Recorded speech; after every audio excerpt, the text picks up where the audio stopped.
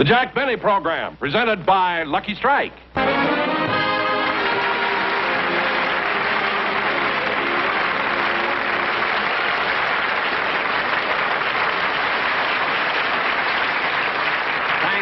Thank you very much, ladies and gentlemen. You know, for a fellow who has to appear in front of an audience today, I must say that I did a very foolish thing last night. I met a beautiful girl, and I just couldn't resist going out with her. See, we had dinner together, and we went dancing, and then I took her for a drive in my car, and we finally got to a lonely road, and wouldn't you know, I got a flat tire. And I want to tell you something. You got to be awfully strong and have pretty good muscles to yank a wheel off the car and to force a tire off the rim. It was such a dark night. If I hadn't had my flashlight, she never could have done it. Of course, I only met her last night, and I never dreamed that she was a mechanic. I thought that the monkey wrench that was hanging from her wrist was on a charm bracelet.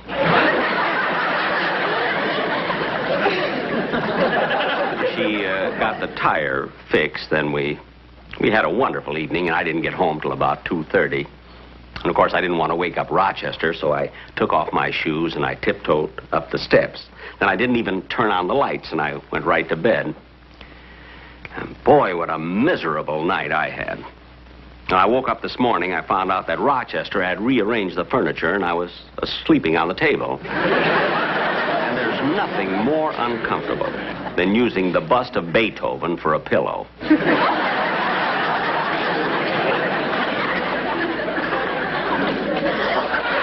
But even though I'm a little tired now, tomorrow I'll be all right, because I'm always relaxed. I always feel fine the day after a show. As a matter of fact, every day after a show, that's when Rochester and I sort of relax and lounge around on the patio at home.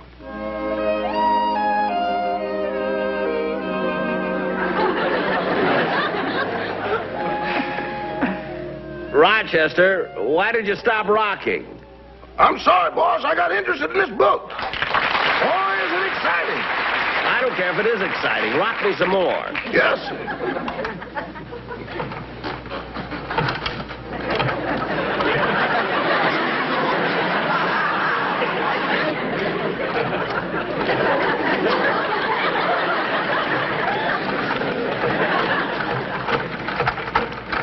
Rochester, there's a fly on me. Fan it away. Yes.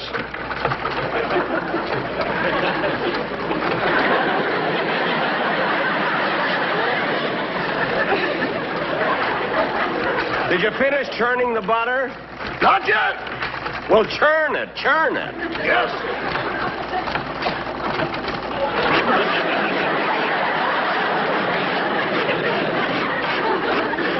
How about the ice cream? Did you finish that? I haven't even started yet. Well, start it. I will.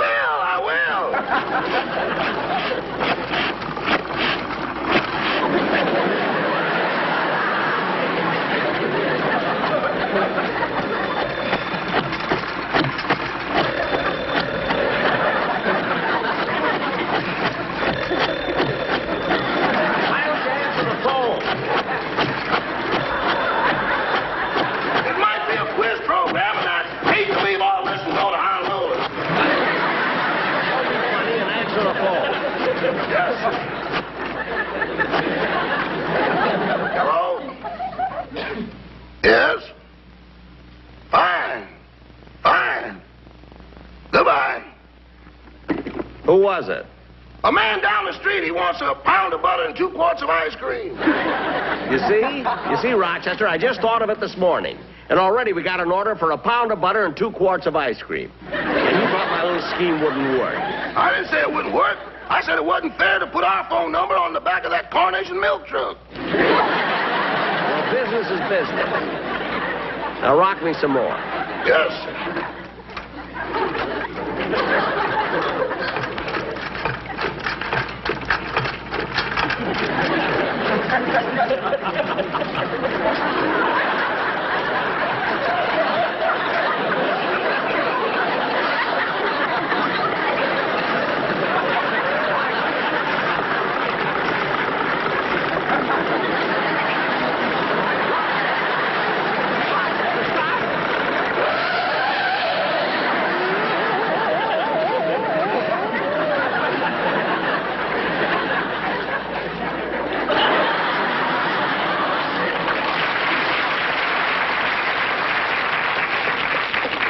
Rochester, why did you stop it so fast?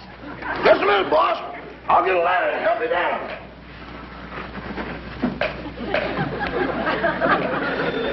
There you are. Answer the phone. It might be another order. I'll get done by myself. Yes. Hello? Mr. Benny's residence stars stage, screen, radio, television, and now rehearsing for Tarzan the Apes. Oh, hello, Miss Livingston. Yes, he's here. Just a minute, I'll call him.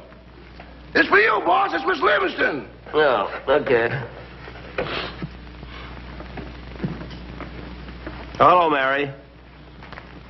This afternoon? No, I'm busy. Yeah, I got a golf date with Bing Crosby and George Burns. What are your plans for tonight? I haven't any. Would you like to see a movie? Okay, so would I. No, don't come here. I'll come over to your house. Your television screen is much bigger. Mary.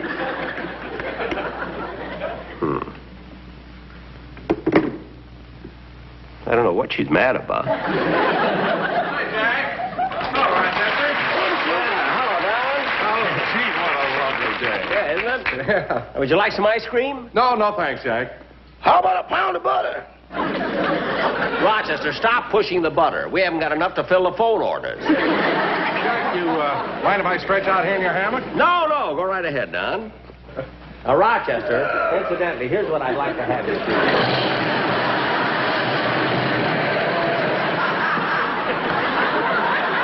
Rochester, come on. Don.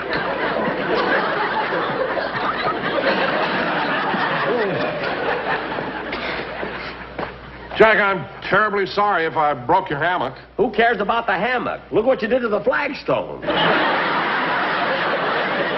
what a mess. That's all right, Mr. Wilson. I'll get a broom and clean it right up. Now, look, Don, I know you didn't come here to relax, so tell me, what's on your mind? Well, Jack, I just wanted to find out if you'd signed Bing Crosby and George Burns to be guest stars on your television show. Oh, not yet, Don, but you see, I'm playing golf today with Bing and George, and I'll talk to them about it then. You know, many years ago, Bing and George and I used to do a vaudeville act together. Oh, years ago, we were known as Goldie, Fields, and Glide. That was our names then in vaudeville, you see. And I'd like to do that same act now in television. The three of you used to do an act together? That's right. That's right. Jack, you're kidding. No, I'm not. Wait a minute. Oh, Rochester. Yes, boss. Bring my scrapbook. You'll find it in the dress drawer. Yes, sir. Ah, those were the days. You know, when Bing, George, and I, when we were known as Goldie, Fields, and Glide, we used to play towns like Burning Stump, Iowa, and Stagnant Water, Nebraska, and we even played on an Indian reservation. The three of you really played an Indian reservation? That's right, Geronimo, New Mexico. Oh. Here's your scrapbook, boss. Oh, thanks, Rochester. You know, Don, this is the first scrapbook I've ever had, you know. And I wanted you to see this thing here. Oh, here. Now, here, this was our whole show. The show that we were with. There was the animal trainer, there's the juggler, there's Bing Crosby, there's George Burns. Easy to pick you out, Jack. There's an arrow pointing to you. It ain't pointing to him, it's in him. That's when they played the Indian reservation. Now, Don, look, now here's what I really wanted you to see. Now, wait a minute. I got it right over here. There it is. There's our act. Goldie, Fields, and Glide, you see. Now, Bing Crosby was Goldie, George Burns was Fields, and I was Glide. That was our act, Goldie, Fields, and Glide. You know, and I'll never forget when we played in Scranton, Pennsylvania.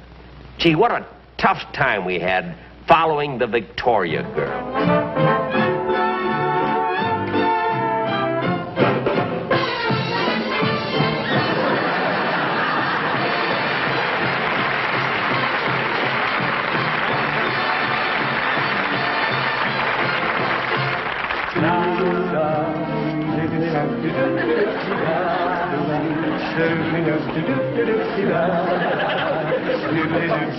Oh, hear the steamboat whistle blowing. Honey, don't cry. When you know it's time going. For me, dear, don't sigh. When the silver moon is shining. big blue sky, then you know my heart am pining for you, dear, don't cry. My heart will pine for you when the toil of day is through. Every little star gleaming from afar will be shining just for you, my little honey. My heart will pine for you when the toil of day is through. We'll be roaming in the glowing, in the glowing, we'll be roaming, oh honey, I will pine for you. Bum, bum, bum, bum.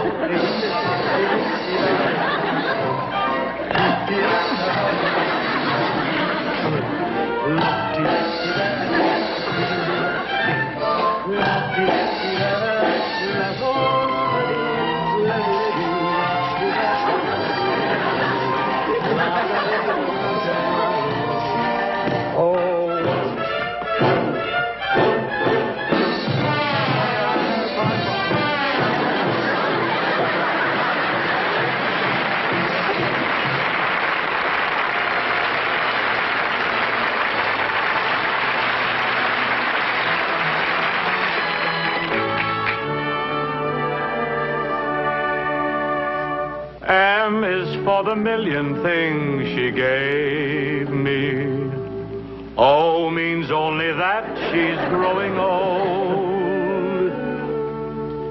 T is for the tears she shed to save me. H is for her heart of purest gold. Of purest gold. E is for her eyes with love light shining. R means right, and right she'll always be. She'll always be. Put them all together, they spell mother.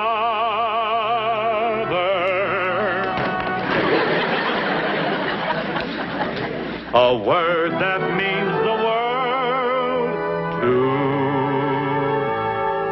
me.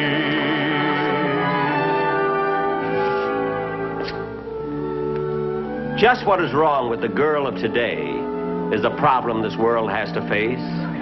They blame it on this and they blame it on that, but they don't seem to get any place. Ah, it isn't the lipstick, the cocktails, the jazz that causes the girlie to fall.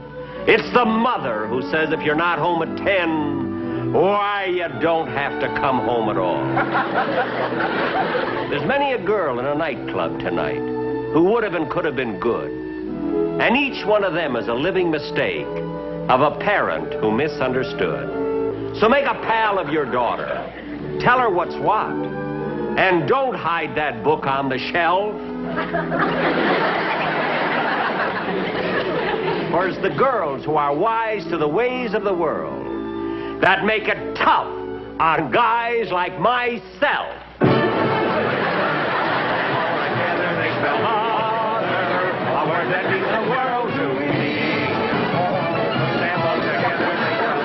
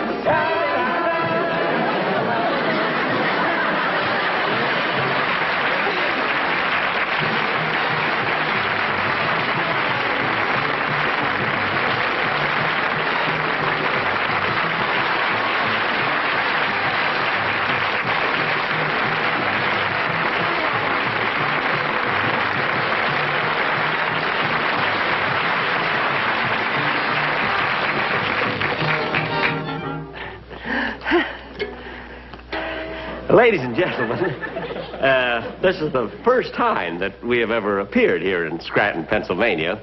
You know, the three of us were born in New York, but you were such a wonderful audience that if we ever have a chance to be born again, we'd like to be born right here in Scranton.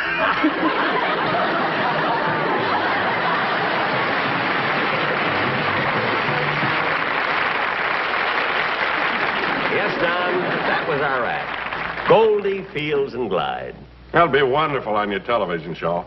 But, Jack, I know you and George Burns are very good friends, and you'll work reasonably, but can you get Crosby? Don't worry, Don. I may have to soft soap him a little, but I'll talk him into it. That must be Mr. Crosby and Mr. Burns now. Well, I gotta run along, Jack. I'll let the boys in on my way out. Okay, Don. Hey, Rochester, you know, I'm trying to get Bing Crosby to appear on my television show, and naturally, I want to make a good impression. So run in the house and make a lot of sandwiches. But, boss, we haven't got any food to make sandwiches. No food? What was in the refrigerator? A disappointed mouse. A mouse? I tried to coax him out with a piece of cheese, but he didn't even see it. What? With nothing to look at but those white porcelain walls, he went snowblind. Rochester, stop making up a lot of silly things, will you? Hi, Jay. Hey! As soon as I get dressed, we'll all go out to the course. Hey, what's this? Well, that's a scrapbook. I was showing it to Don Wilson. No, I showed him the picture of the three of us when we used to be in vaudeville together. Oh, that was a rouser, wasn't it? Yeah. Years ago. Yeah. You know, Bing, I was thinking, you never hit the big time until you met Paul Whiteman and he took you to the Coconut Grove. Yeah, and George never hit the big time, really, till he met Gracie and took her to the Justice of the Peace. I got a funny answer for that, but I'm going to save it for my own show. It's quite a spot you got here, though, Jack. Is that the swimming pool, or is that where you wash your money? He doesn't wash his money. He saves it dirt and all. I'm your friend. Look, fellas, while you're here telling jokes, I'm going inside and change clothes so we can go out and play golf. Oh, Rochester, see that Abbott and Costello are comfortable. Yes, I'll fix him some refreshments. Bing, I got a hunch the reason for this golf date is that Jack would like to use us as guest stars on his television show. Oh, no, that's not for me. They tell me Jack pays practically nothing for guest stars. Oh, he pays big money. He does? Sure, he's the only one that's got those old dollar bills left. I wonder what Jack would want us to do on his show. I don't know about you, but I know he'd want me to sing. Oh, well, in that case, I better squeeze in a song right now. Want me to help you with a verse and two choruses? No, I'll fight it out. Well, help Jack with his shoes. I got a button hook. If I am fancy-free and I love to wander, it's just a gypsy in my soul. There's something calling me from away out yonder. It's just a gypsy in my soul. I've got to give vent to my emotions. I'm only content having my way. There is no other life of which I'm fonder. It's just the gypsy in my soul. No cares, no strings. My heart's on wings. If I am fancy-free and I love to wander, it's just a gypsy in my soul. No other life of which I'm fonder. It's just the gypsy in my soul. No cares, no strings. My heart has wings. It's just the gypsy in my soul.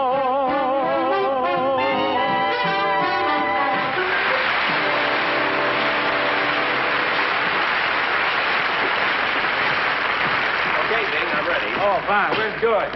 Oh, he's waiting for us out in the car. Well, let's go. Oh, wait a minute, Bing.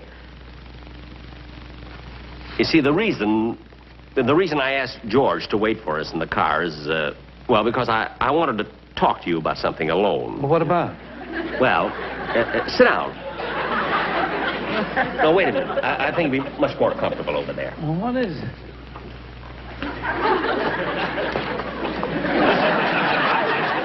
That's it. Make yourself comfortable. Oh, wait a minute. Wait a minute. There we are. There. Now, Bing, here's what I wanted to talk to you about. See, I'm going to do another television show pretty soon, and I'd like to have you as my guest on this show. Oh, I'm flattered, Jack. I'd love to be on it. It'll be absolutely wonderful. You know, Bing, I can just see it now. I'll come out on the stage first and tell some jokes, see? And then you come out and sing a song. Then I'll go back, then I'll come out, and we'll do some jokes together, you see? Then you can sing another song, then I'll come out with the violin. See, and we'll do a couple of rounds together. Terrific. That'd be sensational. How much money will you want? $10,000.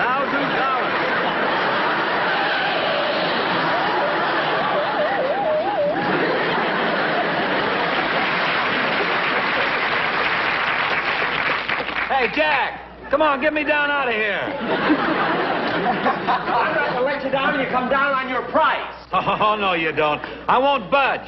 I'm going to stick to my price. You better do what he says, Bing. I've been up here for 4 months.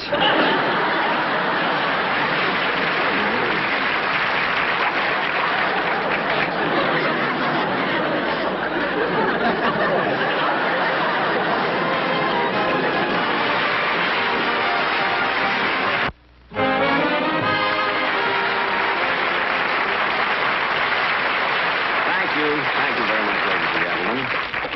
Well, that ends another television show. And I must say it's been a lot of fun working with so many great artists, in one show. You take Bing Crosby, for instance. Now, there's a fellow who really amazes me. He's so relaxed and nothing seems to bother him. How a man can have that much money and be so calm, I'll never understand. I know I'm a wreck. George Burns, of course, George is the closest friend that I have in show business. We've been friends for, many, many years. As far back as I can remember. And George is a wonderful fellow. He's so modest. He's never let the fact that he's a close friend of such a big star go to his head. That's what I like about it. And of course, Hope, Bob Hope, that little scene we did up on the tree. You see, he wasn't supposed to be on this show at all. We borrowed the tree from Paramount Studio, and Hope happened to be in it. So we let him stay. You see, between pictures, Hope is a woodpecker. Well, ladies and gentlemen, this was the final show of the season. And we'll be back again in the fall, September 23rd to be exact. So good night, everybody, and a very happy vacation.